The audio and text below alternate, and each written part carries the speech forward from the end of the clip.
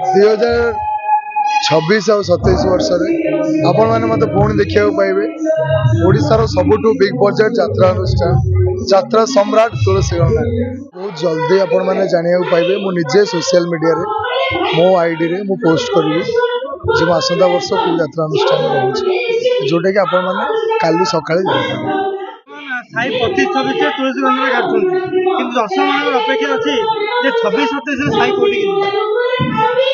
ନମସ୍କାର, ଜୟ ଜଗନ୍ନାଥ। এটা ବହୁତ ଜଲ୍ଦି ଆପଣମାନେ ଜାଣିବାକୁ ପାଇବେ। ମୁଁ ନିଜେ ସୋସିଆଲ ମିଡ଼ିଆରେ ମୋ ଆଇଡ଼ିରେ ମୁଁ ପୋଷ୍ଟ କରିବି ଯେ ମୁଁ ଆସନ୍ତା ବର୍ଷ କେଉଁ ଯାତ୍ରା ଅନୁଷ୍ଠାନ ରହୁଛି, ଯେଉଁଟାକି ଆପଣମାନେ କାଲି ସକାଳେ ଜାଣିପାରିବେ। 25-26 ଆପଣଙ୍କର କାଟୁଛନ୍ତି ମାନେ ତୁଳସୀ ଗଣନାଟ୍ୟରେ, ତ ମାନେ 26-27 ପୁଣି ସେଇଠି ରହିବେ ନା ଅଲଗା କୋଉଠିକି ଯିବେ?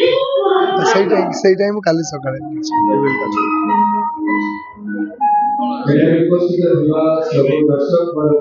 ଦର୍ଶକମାନେ ଅନେକ ଯାଉଛନ୍ତି, ସାଇ କୋଉଠିକି ଯାଉଛନ୍ତି? ହଁ, ସାଇ ଯୋଉଠିକି ଯିବେ ସେଇଠି କାଟୁଛନ୍ତି।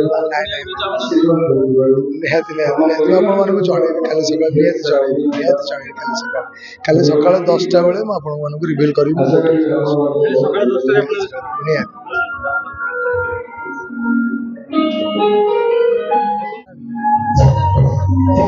ଭାଇ ପୁଣି ଆମର ଦର୍ଶକମାନଙ୍କୁ ଆମେ ଜାଣିବା ପାଇଁ ଚାହୁଁଛୁ 26-27 ଆପଣ କୋଉ ପାର୍ଟିରେ ରହିବେ?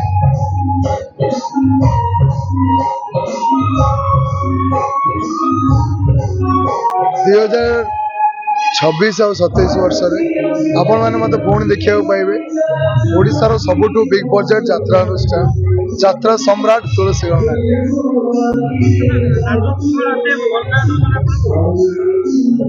ବାବୁଙ୍କର ଗୋଟେ ଭଲ ପାଇବା ମୋ ପ୍ରତି ଅଛି, ଯୋଉଟାକି ମୋତେ ବହୁତ କମ୍ ଦିନରେ ଏଇ ଅନୁଷ୍ଠାନ ମୋତେ ଷ୍ଟାଣ୍ଡ କରେଇଛି।